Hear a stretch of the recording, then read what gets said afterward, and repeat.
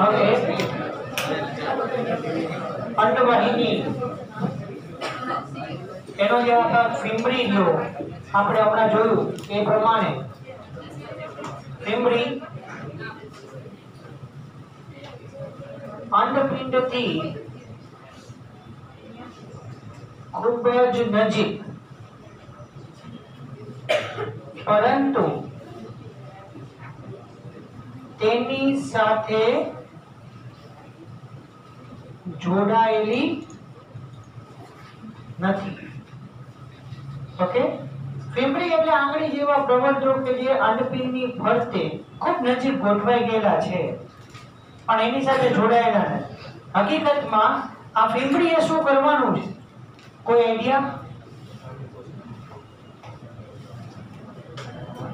અંડપિંડમાંથી જે અંડકોષ મુક્ત થાય એને ગ્રહણ કરી અને એને આગળ અંડવાહિનીમાં ધકેલવાનો છે.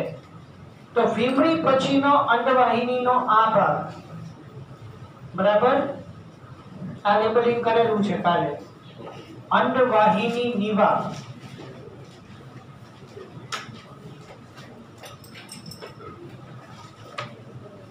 અંડવાહિની નિવા એટલે કે ઓવિડક્ટલ ફનેલ લખ્યું છે ને. પછી આ મેઇન ભાગ થાય અંડવાહિની, બરોબર. તો અંડવાહિનીમાં અહીંયા ફૂલેલો ભાગ જે છે એને કહેવાય એમ્પ્યુલા અથવા તુંબિકા. ચલો હવે ધ્યાન રાખો.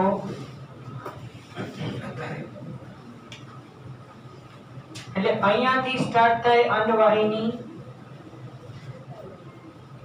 અંડવાહિનીનો શરૂઆતનો ભાગ કે જે ફૂલેલો ભાગ છે, જે અંડવાહિની નિવાપ સાથે જોડાયેલો છે, એને કહેવાય એમ્પ્યુલા અથવા તુંબિકા. ભાઈ આવું તુંબિકા ને એમ્પ્યુલા ઓલી અર્ધવર્તુળી નલિકા છેડે બે આવી ગયા ફૂલેલા ભાગ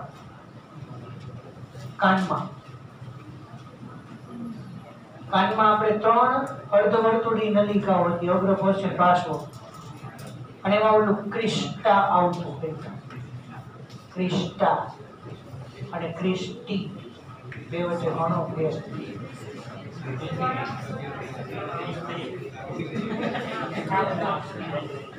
હમણાં રિલીઝ થાય.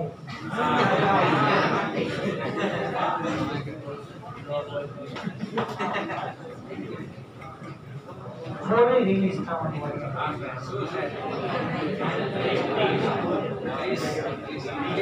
ક્રિસ્ટી હતો ને પૂરો રિલીઝ થાય હમણાં. એમ્પ્યુલા અથવા તુંબિકા પછીનો અંડવાહિનીનો ભાગ કે જે ગર્ભાશય સાથે જોડાયેલો છે એને કહેવાય ઇસ્થમસ.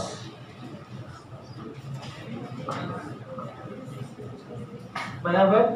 તો હવે મેઇન મુદ્દા ચર્ચા કરીએ. અંડવાહિની 10 થી 12 સેન્ટીમીટર લાંબી નળી, બરોબર. ફલન અહીંયા થાય પણ ક્યાં? એમ્પ્યુલા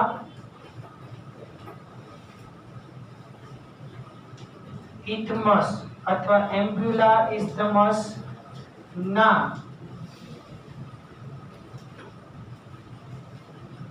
જોડાણ સ્થાને, બરોબર. સૌથી અગત્યની એક નીટ માટેની એક્સ્ટ્રા વાત કરી દઈએ. જો ગર્ભ અહીં જ વિકસે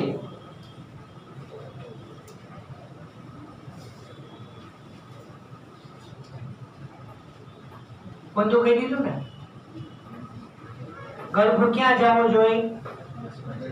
ગર્ભાશયમાં, અને ત્યાં ટ્રાન્સફર એનું થવું જોઈએ, સ્થાપન પણ ત્યાં જ થવું જોઈએ ને, અને વિકાસ ત્યાં થવો. અને બહુ મસ્ત કુદરતી ઘટના છે. અહીંયા અંડકોશ આવ્યો, દેખાય? હવે કયો અંડકોશ આવે, એનું ફલન થાય, અને ઈ ફલન થયા પછી જે ફલિતાંડ બને, તો ફલિતાંડમાં જેમ જેમ કોષ વિભાજન આગળ વધતું જાય એમ એમ ગર્ભાશય તરફ ખસતો જાય. બહુ મસ્ત ઘટના છે. આખી હું તમને આકૃતિ દોરીને સમજાવીશ. બરોબર?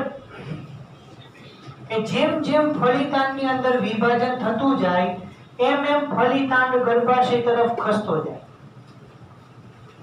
પણ ધારો કે કોઈ પણ કારણોસર જો ગર્ભ અંડવાહિની માં જ રહીને વિકસે તો એને એક્ટોપિક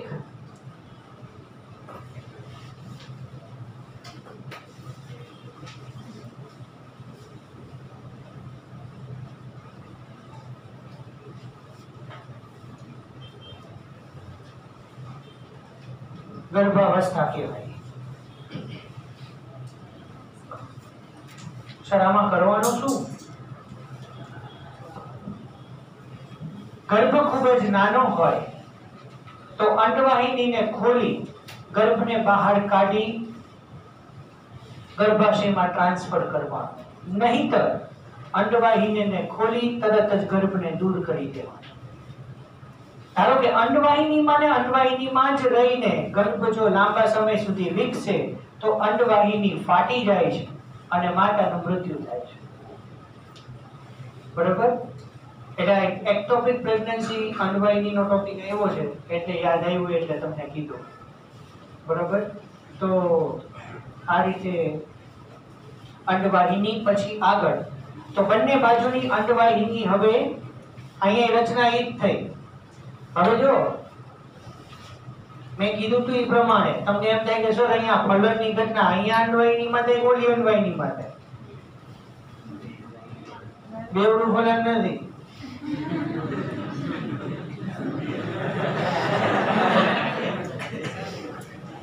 ફલન એક જ જગ્યાએ થાય. પણ જે અંડપિંડમાંથી અંડકોષ મુક્ત થયો, આ વાક્ય વાંચો, જે અંડવાહિનીમાંથી અંડકોષ શુક્રકોષ સાથે ફલન કરે ત્યાં જ ફલન થશે. જે અંડપિંડ અંડકોષ મુક્ત કર્યો એ બાજુની અંડવાહિનીમાં ફલન થાય. પણ અંતે આવે ગર્ભાશયમાં. હા, શુક્રકોષો બંને બાજુ વહન થશે. શુક્રકોષો ગર્ભાશયમાંથી પસાર થઈ અને બંને અંડવાહિનીમાં પ્રજનન કરીને પહોંચશે. પણ જે અંડવાહિનીમાં અંડકોષ હોય ત્યાં ફલનની ઘટના થશે. એટલે બે અંડવાહિનીમાં ફલનની ઘટના ન થાય. આખા એક જ ફલનની વાત કરી. બેવડું ફલન તમને સમજાવીશ ટ્વિન્સમાં, પણ એમાં ઘણા પ્રશ્ન આવે. હા, જોડિયા બાળકોની વાત પછી હું તમને કરીશ નીટમાં. બરોબર? અને એક સ્ત્રીએ 11 બાળકોને જન્મ આપ્યો અને 11 બાળકો તંદુરસ્ત. એમાં નીટ વાળા પ્રશ્ન પૂછ્યો એમાં કે જો એક સ્ત્રી 11 બાળકોને જન્મ આપે અને એમાંથી 10 માદા હોય અને એક નર હોય તો એનામાં કેટલા અંડકોષોનું ફલન થયું હશે? આવો પ્રશ્ન મૂક્યો તો નીટમાં. એ પછી આપણે બધી નીટમાં ચર્ચા કરશું સાથે સાથે. હા, અત્યારે એનું સોલ્યુશન નહીં. કઈ ટાઈમે પૂછવાનો મીનિંગ શું રહે? પ્રશ્ન આપી દીધો,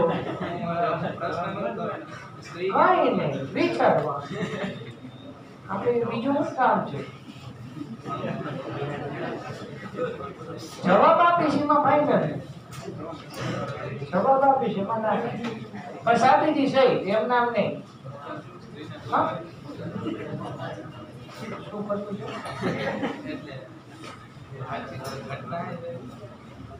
આ તો અહીંયા ભેટ તો નથી, આ સાચી ઘટના છે.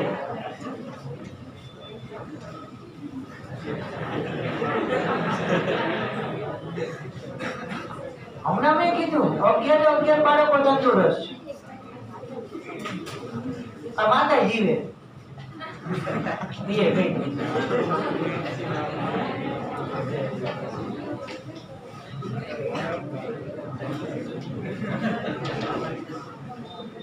એમાંય ધારો કે આ ઘટના સાચી જ છે, એમાંય ધારો કે એ ઘટના સાચી ન હોય તો નીટની અંદર આવો પ્રશ્ન પૂછવાની શક્યતાઓ પૂરેપૂરી કરે.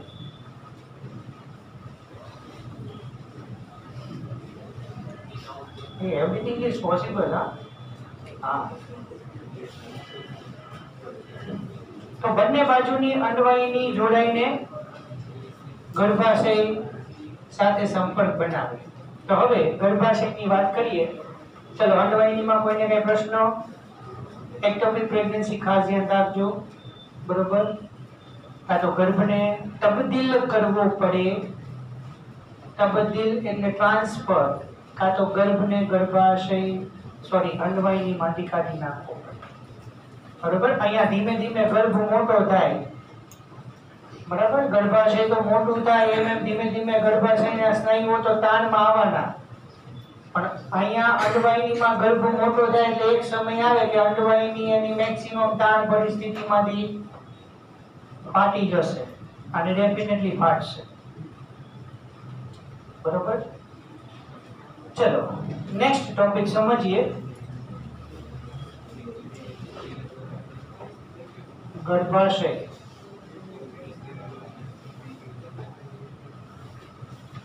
ગર્ભાશયને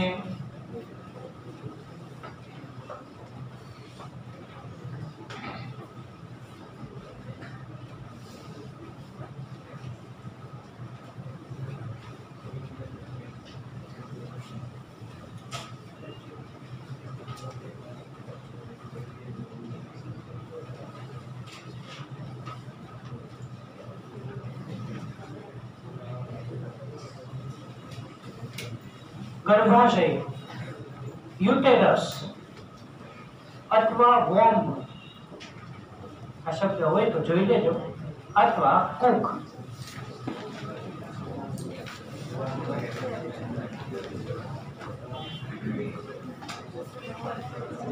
યુટ્રસ હશે ક્યાંક આગળ પાછું, કાં તો આગળ મેઇન ચાર્ટમાં હોય તો ખબર નથી, પણ આ બધું કમ્બાઈન કરી દઉં છું આમાં.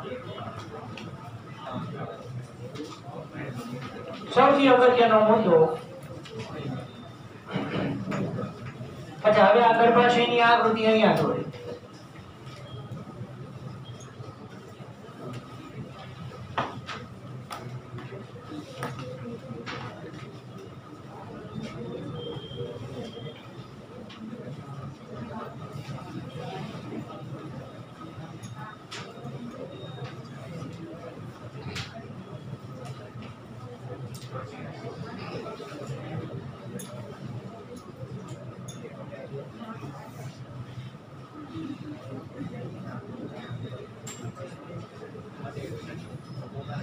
એનસીઆરટી માં બધું નથી લખવાનું હો, મેં તમને પહેલા કીધેલું. તો આ બધું સાથે સાથે તમને અહીંયા કહેતો જઉં છું. ટેક્સ્ટબુક ની અંદર જો અત્યારે ટેક્સ્ટબુક પ્રમાણે લાઈન ટુ લાઈન ક્યાં હોત, તો અત્યારે આપણે માદા પ્રજનન તંત્ર પૂરું થઈ ગયું હોત. ઘણા બધા વર્ડ્સ તમને અલગ અલગ આપું છું જે નીટ રિલેટેડ હોય, એટલે એનસીઆરટી એક્ઝામમાં આ બધા વર્ડ્સ લખતા નહીં, જરૂર નથી. ગર્ભાશય ઊંધા નાસપતિયાકારનો, ઇન્વર્સલી ટીયર શેપ, બરાબર? અથવા એને પાયરીફોર્મ આકાર કહેવાય. તો એની આકૃતિ આપણે દોરીએ.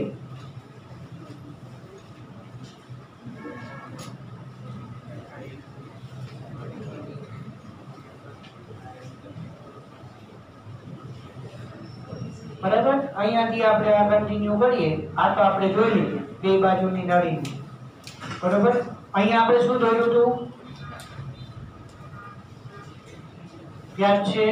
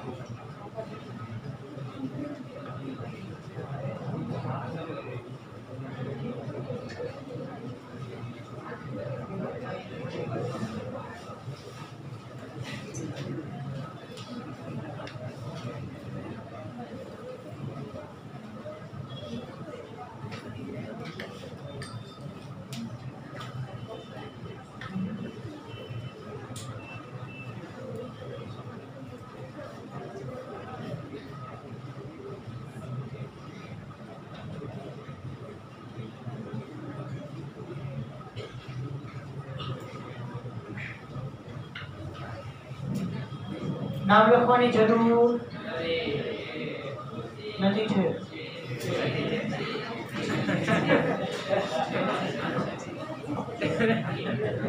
તો સૌથી બહારનું આવરણ પેરીમેટ્રિયમ. બરાબર.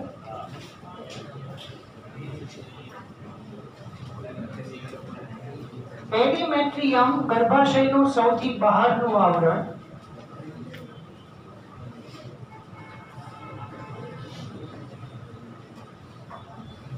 તો એ રક્ષણાત્મક આવરણ છે, એટલે ગર્ભાશયને બહારથી રક્ષણ આપે. અને પ્લસ બીજું યાદ કરો તો અહીંયા અંડવાહિનીને તમે આમ લંબાવો, અહીંયા અંડપિંડ આવે તો પેરીમેટ્રિયમ અંડપિંડને અંડપિંડ બંધ દ્વારા બરોબર પરિસ્થિતિમાં જાળવી રાખે.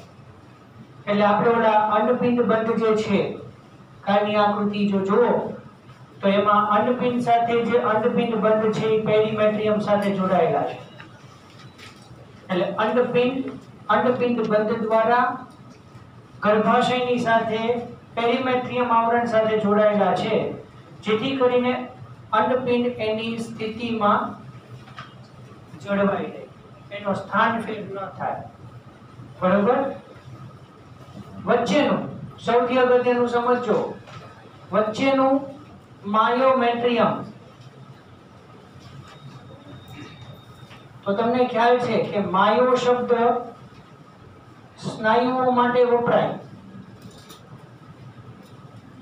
માયોગ્લોબિન, માયોસિન, આ બધું જો યાદ આવતું હોય તો. બરાબર. તો માયો એટલે સ્નાયુઓ. તો વચ્ચેનું માયોમેટ્રિયમ અરેખિત સ્નાયુઓનું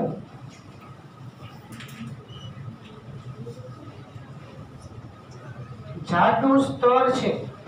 તો ગર્ભાશયની અંદર સૌથી જાડામાં જાડું આવરણ માયોમેટ્રિયમ, અરેખિત સ્નાયુ.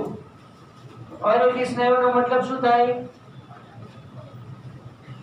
આડાવડા. અરેખિત સીધી લાઈનમાં ન હોય, આડી લાઈનમાં આવે.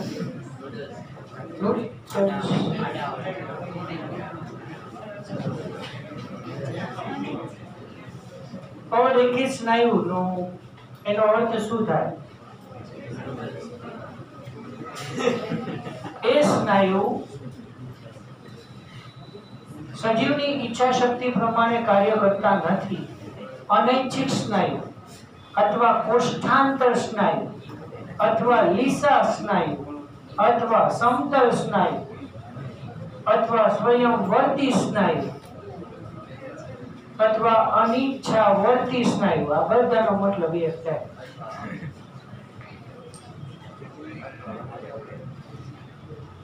માનવ જાતિની અંદર માદામાં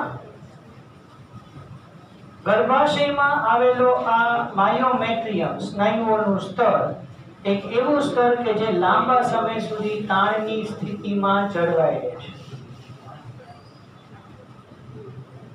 બાળકના જન્મ પછી ગર્ભાશયના સ્નાયુઓ બરોબર પોતાની મૂળ સ્થિતિમાં આવવા માટે એને અમુક મહિનાઓનો સમય લાગે છે. ગર્ભધારણ અવસ્થાએ જ્યાં સુધી બાળકનો જન્મ ન થાય ત્યાં સુધી આ ગર્ભાશયના સ્નાયુઓ તાણની સ્થિતિમાં જળવાઈ રહે છે. કે સૌથી વધારે સમય સુધી તાણની સ્થિતિમાં રહેતા સ્નાયુ આ માયોમેટ્રિયમ. એટલે ગર્ભાશયનું સૌથી જાડું સ્તર માયોમેટ્રિયમ વચ્ચેનું. હવે સૌથી અંદરનું બરોબર એન્ડોમેટ્રિયમ.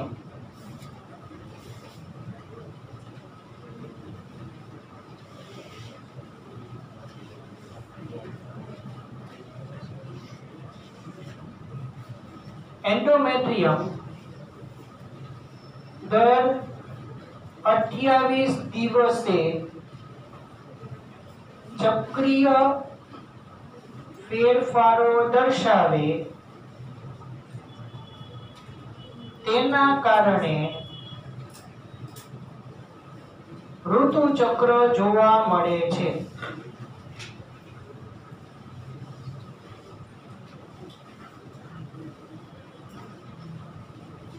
અને ગર્ભનું સ્થાપન અહીંયા એન્ડોમેટ્રિયમમાં થશે. બરોબર, એન્ડોમેટ્રિયમમાં ગર્ભનું સ્થાપન થશે. એટલે દર 28 દિવસે એન્ડોમેટ્રિયમની અંદર, એન્ડોમેટ્રિયમ સૌથી અંદરનું ગ્રંથિમય સ્તર છે. એટલે દર 28 દિવસે એન્ડોમેટ્રિયમ તૂટવું અને પછી નવું બનવું, એ આખી ઘટનાના કારણે ઋતુ ચક્ર કે માસિક ચક્ર શરૂ થાય. એક સ્ટુડન્ટે પૂછેલો પ્રશ્ન કે સર, ગર્ભાશય ધારો કે દૂર કરી દેવામાં આવે, માતાની અંદર ગર્ભાશય અને ગર્ભાશયનું મુખનું કેન્સર અને સ્તન ગ્રંથિ કેન્સર, માતામાં ગર્ભાશય અને ગર્ભાશયનું મુખનું કેન્સર. આ ગર્ભાશયનું મુખ હજી આપણે આકૃતિમાં થોડી વાર બાકી છે. અને સ્તન ગ્રંથિ કેન્સર સૌથી સામાન્ય છે. નરની અંદર પ્રોસ્ટેટ ગ્રંથિનું કેન્સર સૌથી સામાન્ય. 50 વર્ષની ઉંમર પછી નરની અંદર પ્રોસ્ટેટ ગ્રંથિના કેન્સરના કે પ્રોસ્ટેટ ગ્રંથિને ચેપ લાગવાના ચાન્સીસ વધારે જોવા મળી રહ્યા હોય છે. અને એ પ્રોસ્ટેટ ગ્રંથિ છે મૂત્રાશયની પાછળના ભાગમાં, પશ્ચ ભાગે, પૃષ્ઠ ભાગે. તો એ પ્રોસ્ટેટ ગ્રંથિને ચેપ લાગવાના કારણે, આ તમને સિમ્પટમ સમજાવું છું શું થાય આમાં. પ્રોસ્ટેટ ગ્રંથિ ફૂલાવાના કારણે, મોટી થવાના કારણે એ નરની અંદર મૂત્રાશય ઉપર દબાણ ઉત્પન્ન કરે છે. અને ક્યારેક મૂત્ર ત્યાગ થાય ત્યારે દુખાવો થાય, અથવા મૂત્ર ત્યાગ વખતે રુધિરનો સ્ત્રાવ પણ થાય. એટલે એને હિમેચ્યુરિયા કહેવાય. મૂત્રમાં રુધિરની હાજરી. આ શબ્દ સાંભળ્યો તો ગ્લાયકોસ્યુરિયા, ફિનાઇલકીટોન્યુરિયા, આલ્બ્યુમિન્યુરિયા, એન્ઝાઇમ્યુરિયા, હોર્મોન્યુરિયા, એમ હિમેચ્યુરિયા. એટલે કે રુધિર મૂત્રની અંદર હાજર હોય અને એ ટાઈમે પ્રોસ્ટેટ ગ્રંથિ ઓપરેશન કરીને કાઢી નાખવી પડે. બરોબર, તો એન્ડોમેટ્રિયમ ચક્રીય ફેરફારો દર્શાવે અને દર 28 દિવસે એના ચક્રીય ફેરફારો થવાના કારણે ઋતુ ચક્ર જોવા મળે. થોડો પ્રશ્ન પાછો આપી દઉં. એક સ્ટુડન્ટે મને પ્રશ્ન કર્યો કે સર, આપણે ગર્ભાશય કોઈ પણ કારણોસર જો કાઢી નાખવામાં આવે તો ઋતુ ચક્ર જોવા મળશે? નહીં જોવા મળે. ગર્ભાશય સર્જરી કરીને કાઢી નાખવામાં આવે, બરાબર, તો એમાં ઋતુ ચક્ર જોવા નહીં મળે. ઋતુ ચક્ર પછી કાયમી ધોરણે બંધ થઈ જશે. હા, અંડપિંડ અંડકોષ મુક્ત કરશે. અંડકોષ અંડવાહિનીમાં આવશે. શુક્રકોષ હશે તો ફલનની ઘટના થશે. પૂરું કરવા દેજો. ફલિતાંડ બનશે. સર, કઈ બાજુ જાઓ છો? ફલિતાંડમાં વિભાજન થશે, ગર્ભાશય તરફ ખસશે. બસ અહીંયા પૂરું. ગર્ભસ્થાપનની ઘટના નહીં થાય. એટલે મેં કીધું પણ પૂરું કરવા દેજો. ગર્ભાશય તરફ ખસતો જશે, પણ ગર્ભાશયની અંદર છે જ નહીં ગર્ભાશય. ગર્ભનું સ્થાપન જ નહીં થાય. એટલે ગર્ભવૃદ્ધિ વિકાસ થવાની કોઈ શક્યતા નથી. બરાબર, એટલે જો ગર્ભાશયને સર્જરી કરીને કાઢી નાખવામાં આવે તો ઋતુ ચક્ર કાયમી ધોરણે બંધ થઈ જાય. પછી એ સ્ત્રી ક્યારેય પણ માતા બની શકતી નથી. બરોબર, ગર્ભાશયના મુખને ગ્રીવા કહેવાય. ગર્ભાશયનું મુખ અથવા ગ્રીવા, એને ઇંગ્લિશમાં સર્વિક્સ કહેવાય.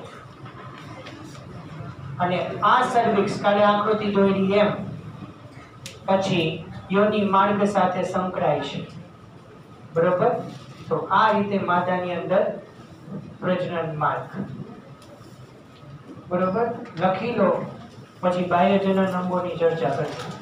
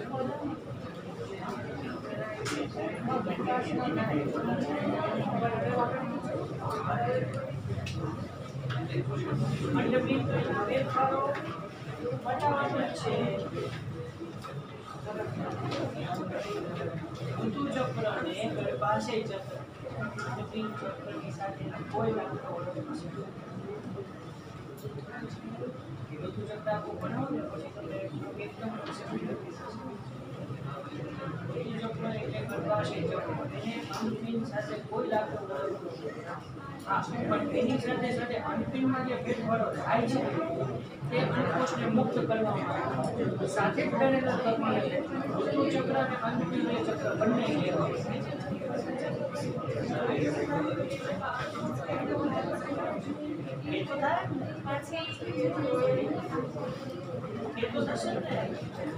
विकास नहीं था बलिदान जो मूर्ति विकास એને જગ્યા નહીં મળી બલિદાન સ્થાપન કરવા જાય અનુકૂળ જગ્યા છે પર્યાવરણ છે એને લખાઈ ગયું કેટલાને બાકી કાલે આકૃતિ જોઈ હતી એમાં ચિત્રી નાખો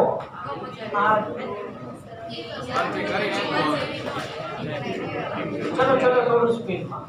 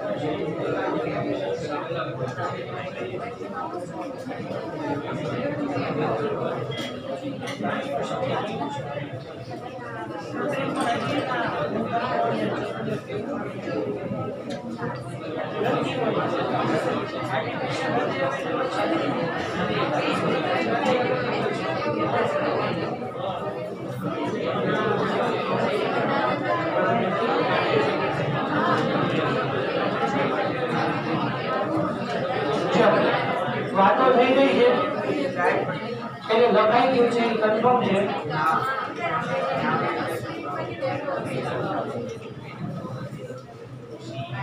હવે આગળ વધીએ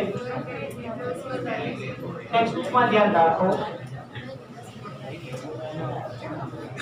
મારી પાસે ઘડિયાળ છે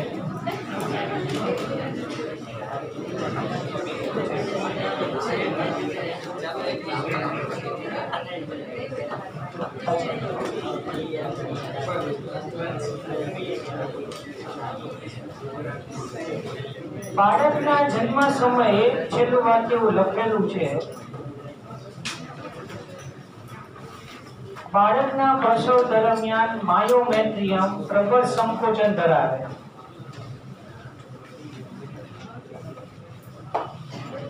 તમે ઓલો એક અંતસ્ત્રાવ ભણી ગયા હોય તો ઓક્સિટોસિન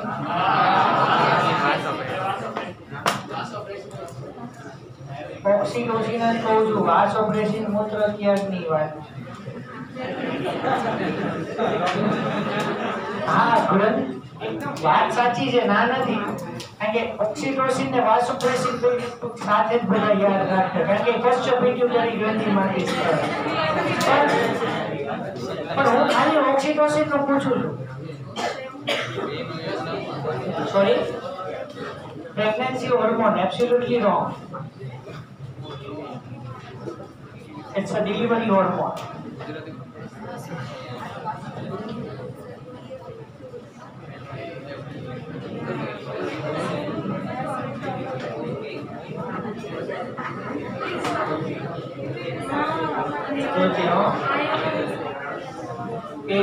પ્રસૂતિ ન થાય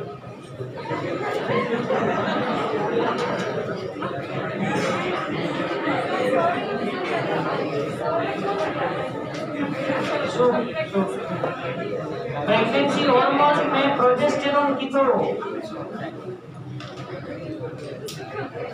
सांभळो प्रोजेस्टेरोन गर्भावस्था अंतस्त्राव प्रेग्नेंसी हार्मोन એટલે એબોર્શન ને અટકાવવું ગર્ભને જાળવી રાખવું ગર્ભના વૃદ્ધિ વિકાસને સામાન્ય દરે કરવા તંદુરસ્ત ગર્ભનો વૃદ્ધિ વિકાસ કરવો આ બધું કાર્ય પ્રોજેસ્ટેરોનનું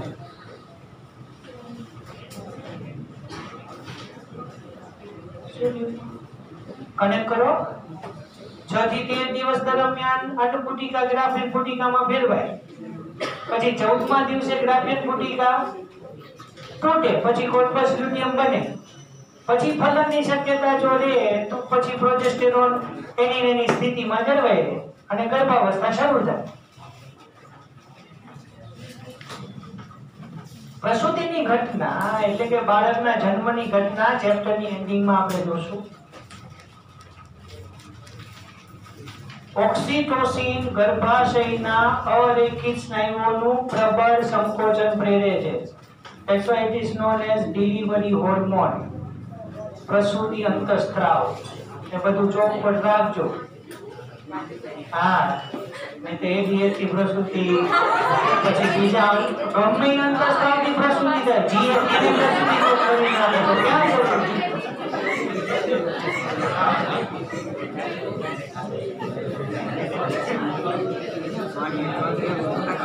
જીએફથી વૃદ્ધિ થાય તો પ્રસૂતિ ન થાય અમુક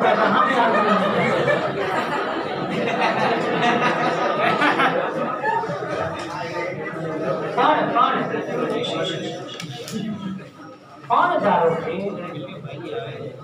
કોઈ પણ કારણોસર ગર્ભની વૃદ્ધિ પૂરી થઈ ગઈ હોય પણ પ્રસૂતિની પીડા ઉત્પન્ન ન થાય, આ ઓક્સિટોસિન પશ્ચ પિટ્યુટરી ગ્રંથિમાંથી સ્ત્રાવે, પણ ત્યારે ગર્ભાવસ્થાના અંત ભાગમાં ઓક્સિટોસિન ગર્ભાવસ્થાના અંતિમ સમયમાં સ્ત્રાવે અને ગર્ભાશયના અરેખી સ્નાયુઓનું સંકોચન પ્રેરે, એટલે ધીમે ધીમે પ્રસૂતિ પીડા ઉત્પન્ન થાય ને લેબર પેઇન કહેવાય. એનો મતલબ કે માતાને હવે અંદાજ આવી ગયો છે કે ટૂંક સમયમાં બાળકનો જન્મ થશે. પણ ધારો કે ગર્ભનો વૃદ્ધિ વિકાસ થઈ ગયા પછી માતાને જો પ્રસૂતિ પીડા ઉત્પન્ન ન થાય તો કૃત્રિમ રીતે ઓક્સિટોસિનનું ઇન્જેક્શન આપવું પડે.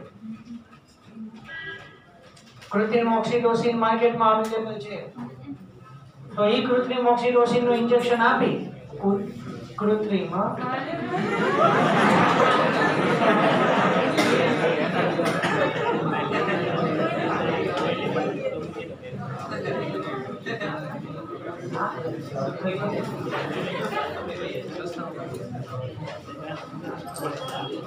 કૃત્રિમ ઓક્સિટોસિનનું ઇન્જેક્શન આપી પ્રસૂતિની પીડા ઉત્પન્ન થઈ શકે.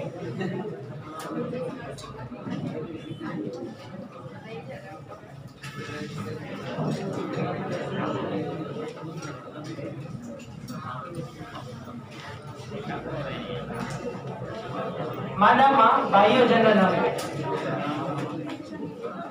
તો એમાં થોડું જોઈ લઈએ. ચલો ટેક્સ્ટ બુકમાં ધ્યાન રાખો.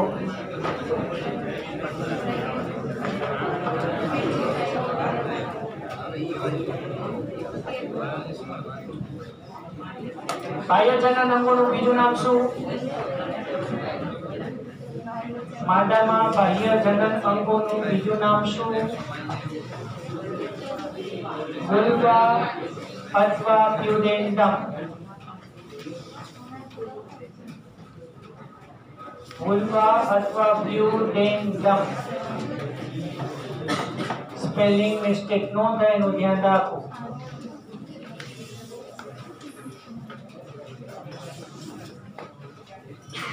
માદામાં બાહ્ય જનનેન્દ્રિયોમાં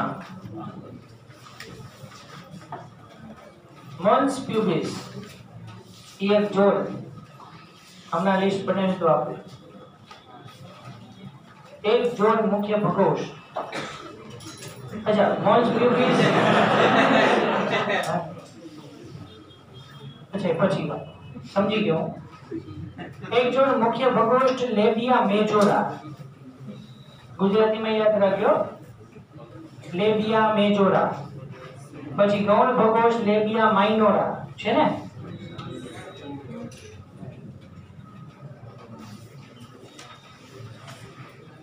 ઇંગ્લિશમાં છે એ જ ગુજરાતીમાં બોલું છું અને એ જ ગુજરાતીમાં પૂછાશે એટલે નહીં. આ તમને મુખ્ય પ્રકોષ્ઠ કીધું હોય તો એનસીઆરટી લાગે, પછી લેબિયા મેજોરા કીધું તો નીટ લાગે, બે હરખું જ છે.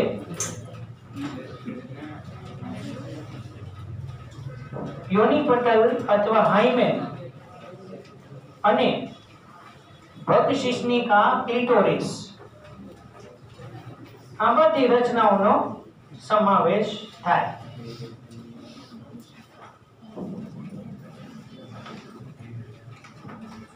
મોન્સ પ્યુબિસ મેદ પેશીની બનેલી રચના કે જે ત્વચા દ્વારા આવૃત છે અને પ્યુબિક વાળ ધરાવતી ગાદી જેવી રચના છે. બાહ્ય જનનાંગોની અંદર ચરબીની બનેલી એક તકતી જેવી રચના કે જે મેદપૂર્ણ પેશી ધરાવે અને પ્યુબિક વાળ વડે ઘેરાયેલી હોય તેને કહેવાય મોન્સ પ્યુબિસ.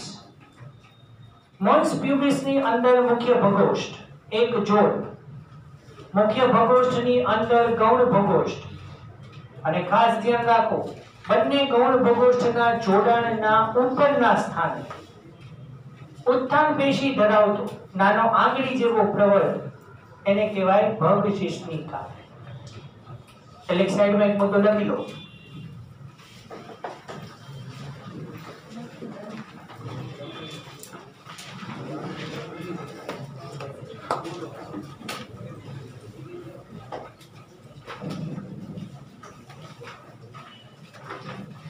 માદામાં ભગશિષ્ણિકા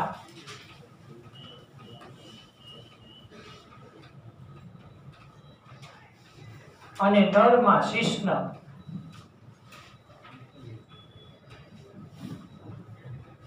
કાર્ય સદૃશ્ય અંગો છે. કાર્ય સદૃશ્ય અંગો કૌંસમાં એનાલોગસ. Analogous ANALOGOUS.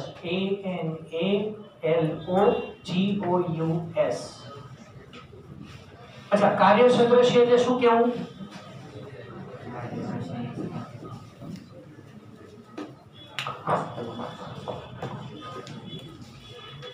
રચના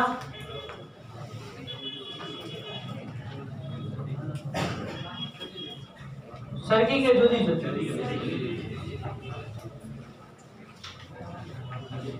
રચના સરખી હોય, કાર્ય જુદા જુદા હોય તેને રચના સદૃશ્ય અંગો કહેવાય, હોમોલોગસ ઓર્ગન્સ. એટલે અહીંયા કાર્ય સદૃશ્યમાં રચના બંનેની જુદી જુદી છે. શિશ્નમાં ઉત્થાન પેશીઓ અને મૂત્રજનન માર્ગ બંને, જ્યારે અહીંયા ભોગશિષ્ણિકાની અંદર માત્ર ઉત્થાન પેશી છે. એટલે બંનેનું કાર્ય પ્રજનન માટે ઉત્તેજિતતા થવી, બરાબર, પણ બંનેની રચના જુદી જુદી પણ કાર્ય એક જ. તો અહીંયા સ્ટોપ કરીએ, બાકીનો નેક્સ્ટ લેક્ચરમાં જોશું. બરાબર.